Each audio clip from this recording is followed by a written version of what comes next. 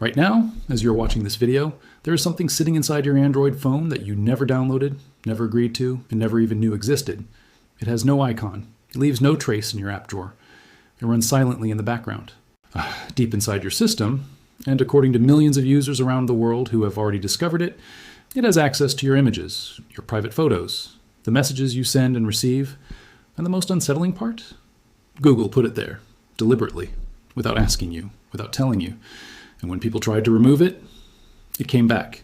This is not a conspiracy theory. This is not clickbait.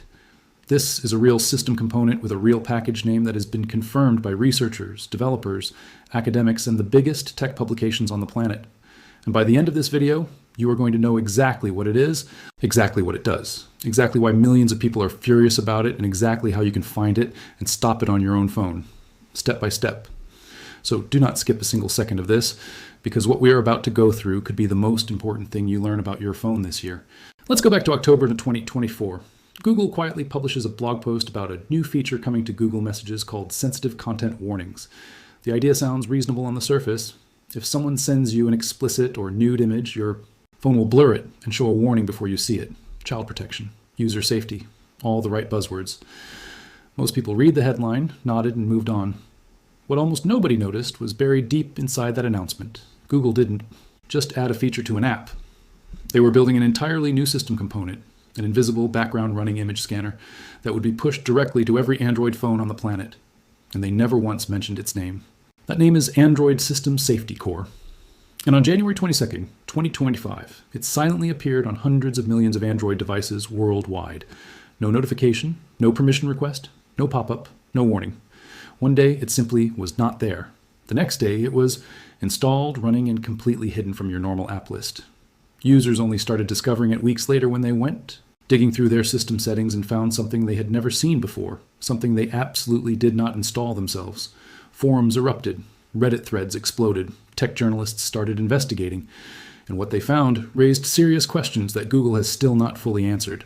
Now here is where this gets technically fascinating and genuinely alarming, depending on which side of the privacy debate you stand on. Safety Core does not arrive through the Google Play Store the way a normal app does. You cannot search for it. You cannot find it in your recent installs. It does not show up in your app drawer. It travels through something called Play System Updates using Apex containers. Think of Apex containers like a secret delivery tunnel that runs underneath the normal app layer of your phone. Google built this system under the name Project Mainline so that it could push critical updates directly to Android devices without waiting for phone manufacturers or mobile carriers to approve them. The goal was to speed up security patches, a smart idea on paper. But what it also created was a mechanism by which Google could silently install anything it wanted on any Android 9 or later device without the user ever seeing it happen. And Safety Core was the first time that mechanism was used in a way that genuinely alarmed the privacy community. Once it landed on your device, it registered itself as a system service, not a regular app. A system service. That distinction matters enormously because system services are treated with a fundamentally different level of trust by your operating system. They run at a deeper layer. They have access to capabilities that normal apps do not, and they are significantly harder to remove. When concerned users went to their settings to delete it, most found that the standard uninstall button was grayed out. Some could disable it. Some could uninstall it temporarily. But almost universally, the next system update brought it straight back, automatically, silently, without asking. Researchers at XDA developers documented this behavior extensively. The app reinstalls itself. That is not normal behavior for something Google claims is just a helpful little safety feature.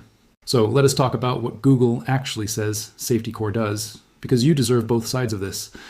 According to Google's official statements, Safety Core performs on-device image analysis. When you receive an image in Google Messages, the app can hand that image to Safety Core, which scans it locally. Using machine learning models stored right on your phone determines whether it contains nudity or explicit content and sends a simple yes or no result back to the messaging app. The app then decides whether to blur the image, Google insists, and this part appears to be technically accurate based on independent analysis, that Safety Core has no internet access. It does not upload your photos to Google's servers. It does not ping the cloud with your scan results. It processes everything locally and goes silent until the next image comes through. If that were the complete truth, and if Google had simply told you any of this before installing it, this would be a non-story. But that is exactly the problem. None of that disclosure happened. Not a single Android user on the planet was told that Google was about to install a background image scanner on their device. Not one person was asked for permission. And for millions of users who discovered it weeks after it had already been running, there was no explanation waiting for them anywhere. The Play Store page for Safety Core, when users finally managed to find it, contained barely 3 sentences of description. It told you almost nothing about what it actually does. The reviews section, however, told you everything about how users felt. Thousands of 1-star ratings, comments calling it spyware, people writing in multiple languages expressing the same sentiment. We were not told, we did not consent, and we do not trust it. The academic community took notice too. Researchers began probing Google's entire approach to what they called consentless Android tracking, the pattern of rolling out system-level components that process sensitive user data without any meaningful opt-in mechanism. The Register covered this academic investigation in detail. Privacy. Advocates in Europe began raising questions about GDPR compliance, pointing out that even on-device scanning of personal images, images that may be intimate, private, or emotionally sensitive, constitutes processing of personal data under European law, and that processing requires explicit informed consent. Google had obtained neither. Now let us address the elephant in the room, because some of you are already thinking, okay, but if it is just scanning incoming messages for nudity, is that actually dangerous? And that is a fair question. Let us be honest about it. Based on everything we currently know from technical analysis, Safety Core, as it exists today, does not appear to be transmitting your photos to Google. The on-device processing claim holds up under scrutiny. Researchers who analyzed its network behavior found no evidence of data being sent out, and the concept behind it, blurring explicit images before vulnerable users, especially minors, see them, is genuinely well-intentioned. But here is what should concern you regardless of what it does today. The system that was used to install Safety Core can be used to install anything tomorrow. That Apex delivery channel, that silent push mechanism, operates entirely outside your control and entirely outside your awareness. Google can update Safety Core or replace it with something far more expansive at any time without telling you, without asking you, and without giving you a meaningful way to stop it. The functionality you have today is not the functionality you are guaranteed to have next month. And a system with access to your images, running at system service level with the ability to reinstall itself after removal, is an infrastructure that could be repurposed in ways that deserve serious scrutiny. This is not paranoia. This is basic digital literacy. When you own a device, you have a reasonable expectation of knowing what is running on it. When a corporation can install background processes on your device without notification, those processes have access to your personal data, and they come back even when you try to remove them. That is a situation worth taking seriously, regardless of the current stated intent. Privacy is not about having something to hide. Privacy is about having control over your own digital life, and Safety Core, by design, removes that control. Let us also talk about something that almost nobody is discussing, the companion app that came along with Safety Core called Android System Key Verifier. This one is even less documented, even more obscure, and even harder to find. Multiple users on forums reported finding it alongside Safety Core, also installed without consent, also with almost no public explanation. Google describes it in relation to its Messages app as well, connected to contact key verification for encrypted chats. But the lack of transparency around its presence mirrors everything wrong with how Safety Core was handled. These are not isolated incidents. They represent a pattern, a systematic approach to expanding system-level access on user devices without going through proper consent channels. Now let us get practical, because you came here for answers, not just outrage. Here's exactly what you need to do right now. First, open your phone's Settings app, then go to Apps or Application Manager. Look for an option that says Show System Apps. This is usually hidden by default because Google does not want you casually browsing what is actually running on your device. Once system apps are visible, scroll through the list and look for Android System Safety Core. The package name, if you want to confirm it, is com.google.android.safetycore. On some devices, you will find an uninstall button. Tap it. On others, you will only see Disable. Tap that instead.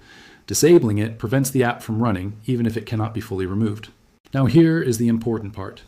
Even after you do this, there is a significant chance Safety Core reinstalls itself the next time your phone receives a system update. This is not a bug. This is Google's deliberate design. The only reliable way to prevent it from coming, back without rooting, your phone is through ADB, which stands for Android Debug Bridge. It is a tool built for developers, but any regular user can use it with a little patience. You will need to enable developer options on your phone. You do this by going to Settings, then About Phone, then tapping the build number 7 times in a row until your phone tells you that developer mode has been enabled. Then go back to your main settings, find developer options, and enable USB debugging. Next, download ADB to your computer. Android's official developer site provides it for free. Just search for Android platform tools and download the version for your operating system. Connect your phone to your computer with a USB cable, open a terminal or command prompt on your computer, and type the following command exactly as written. ADB shell pm disable user user 0 com.google.android.safetycore.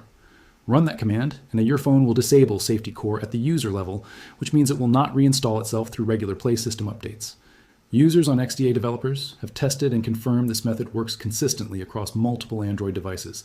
For those of you who are more advanced, if you have root access on your device, you can use a tool called Termux. Open it, type su to get super user access, and then run pm disable com.google.android.safetycore. Root level disable is even more persistent.